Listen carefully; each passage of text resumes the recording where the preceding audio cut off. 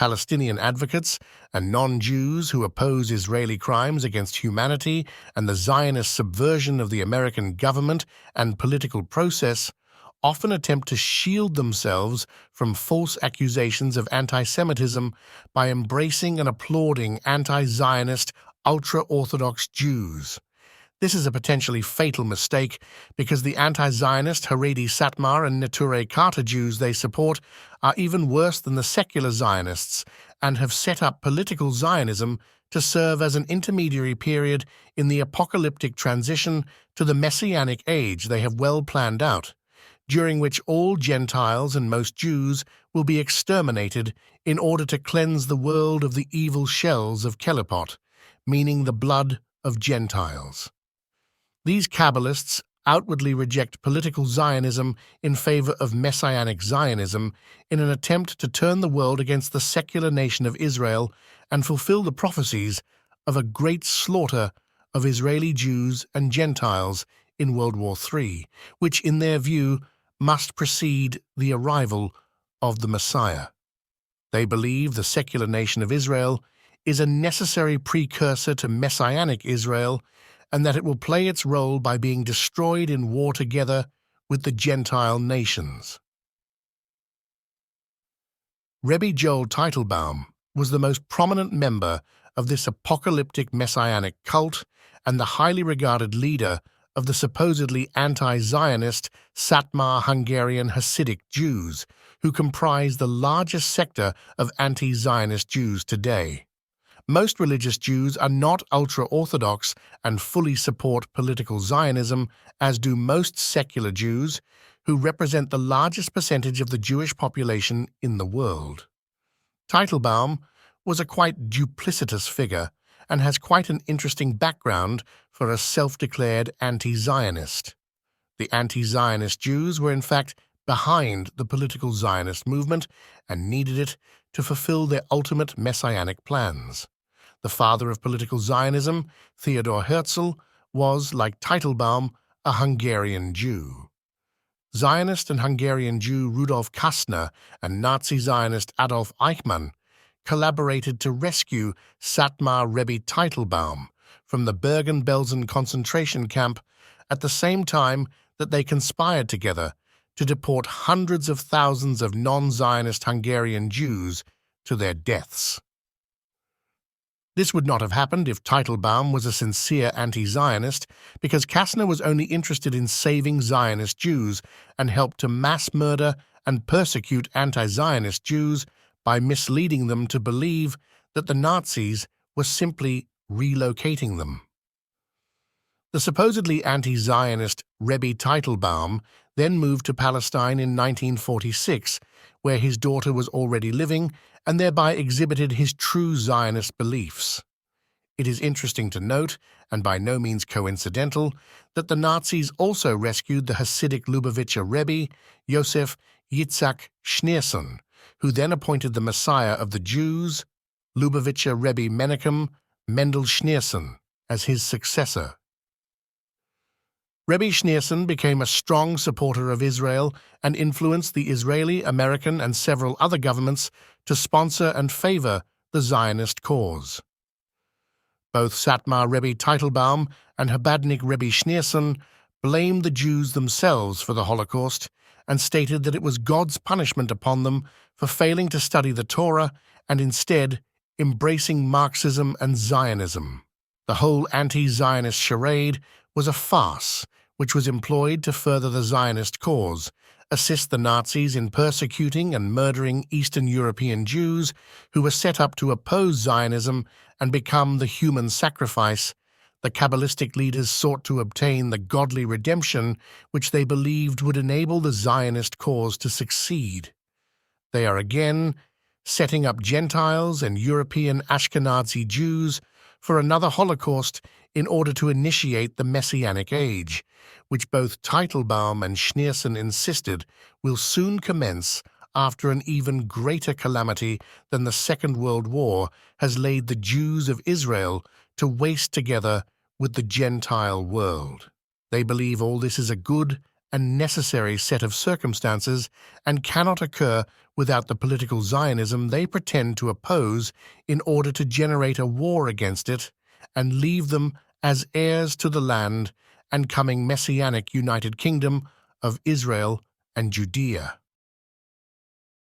Though Christians often mistakenly believe that Satmar and Neturei Carta Jews reject the Talmud and Kabbalah in favor of the first 5 books of the Bible, the opposite is in fact true.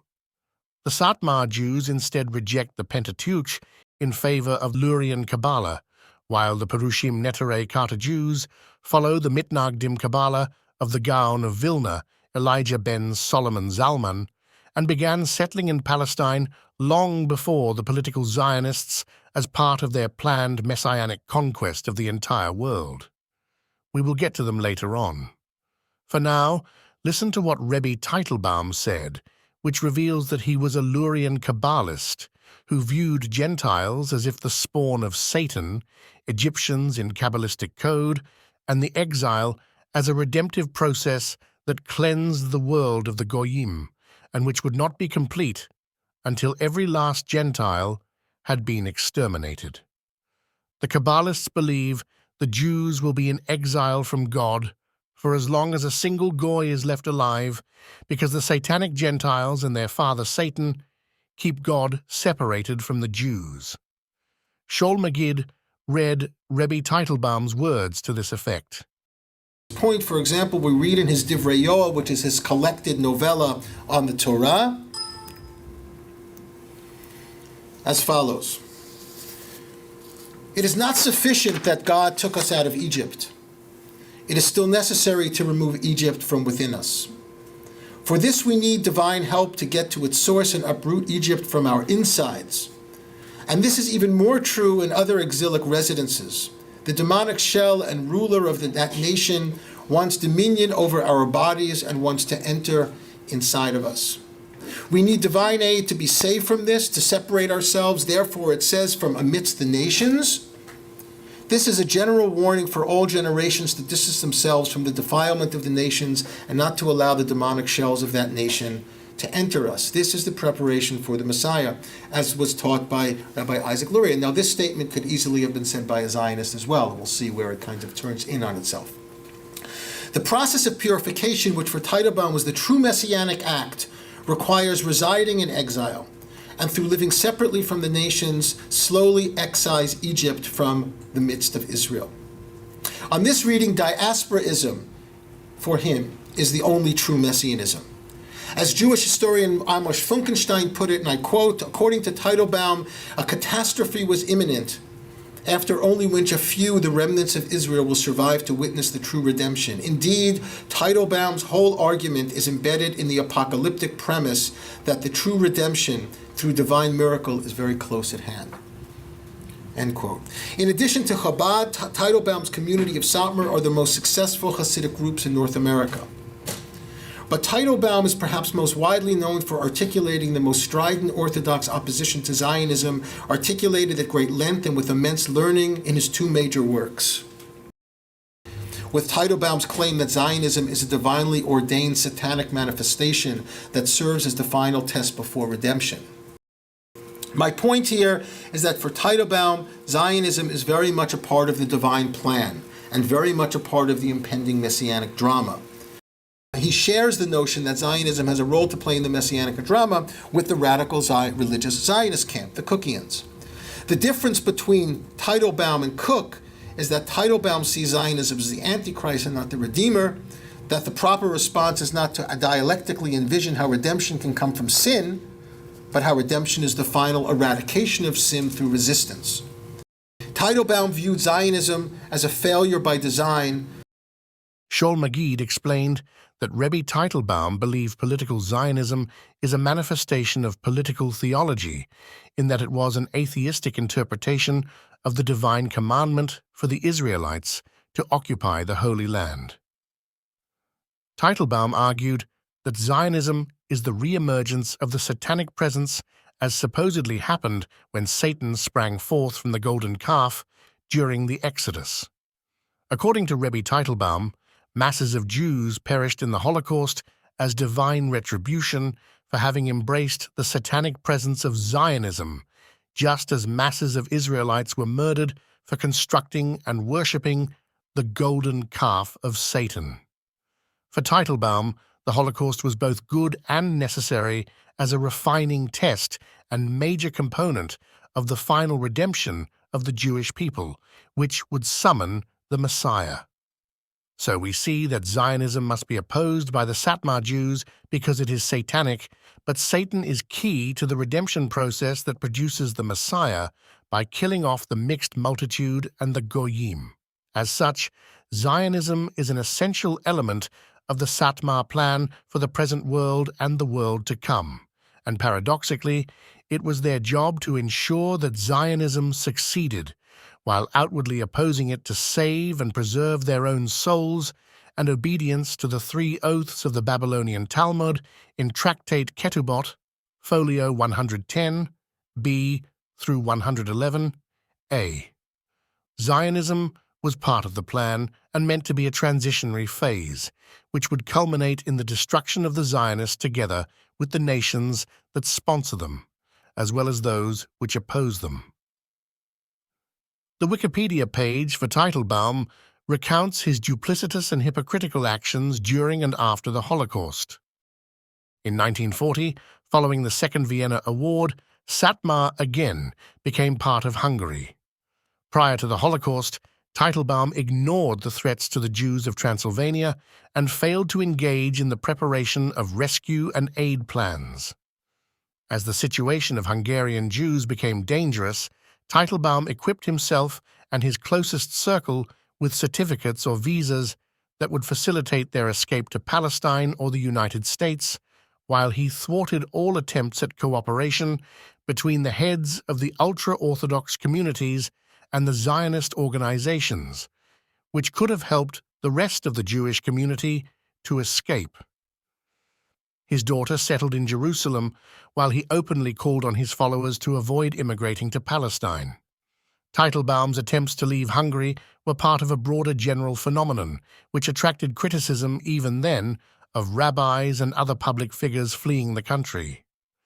When the Germans invaded Hungary, Teitelbaum's closest associates sought a safer way to smuggle him out by bribing 2 junior officers, drivers of a Red Cross ambulance, who agreed to drive a group of Jews to Kolodzvar, today Cluj-Napoca, in return for money.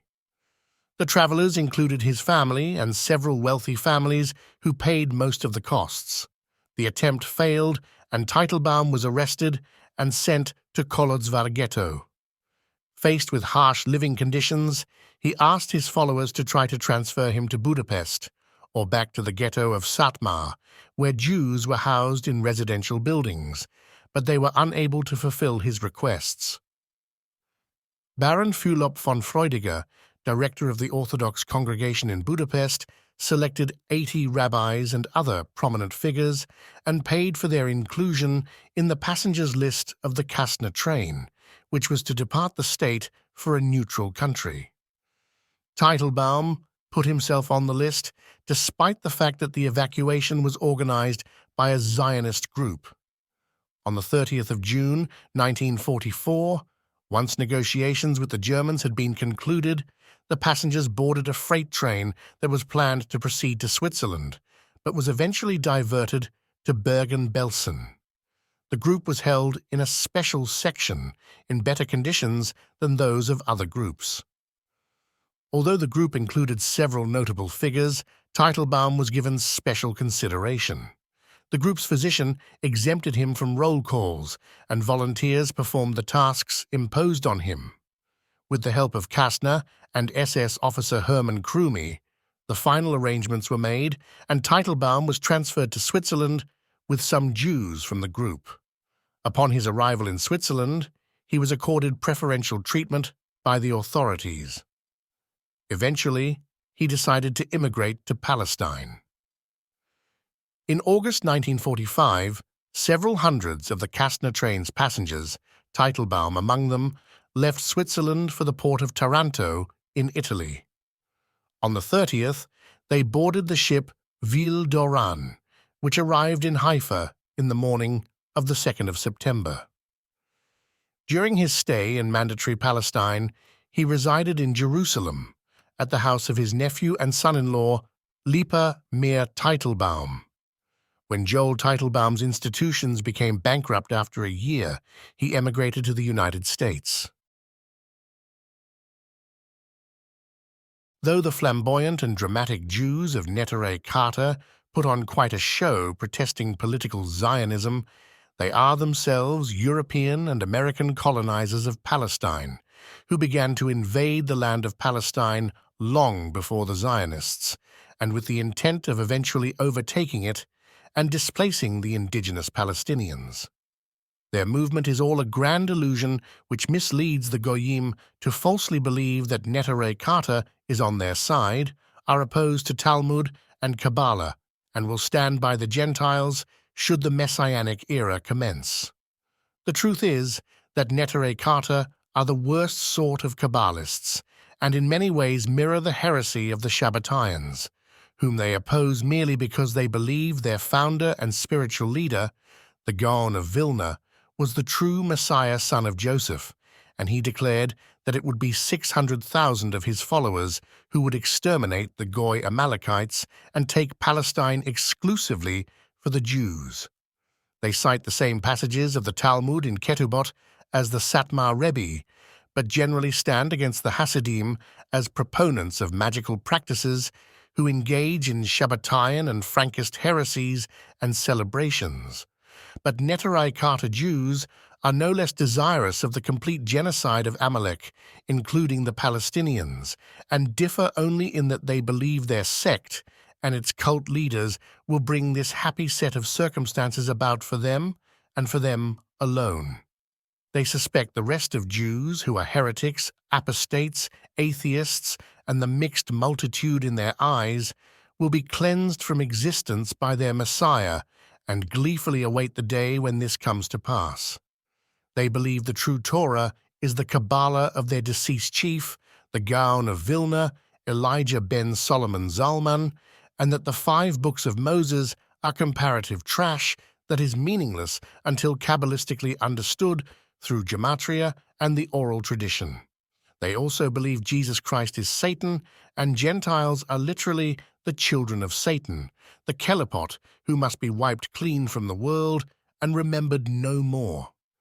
The Gaon of Vilna's plans to pit Christians and Muslims against one another so that they mutually consume one another, and to completely exterminate the mixed multitude, Amalekites, Ishmaelites, and all Goy life forms, is very clearly stated in his student Hillel Rivlin of Shklov's book, capturing the Gaon's Kabbalah, Kol Hator, the Song of the Turtle Dove.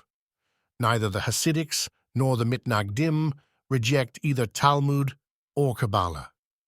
Both hold the Kabbalah is the true Torah, and the written Torah of Moses is meaningless without it, and is to be antinomianally discarded as having been fulfilled.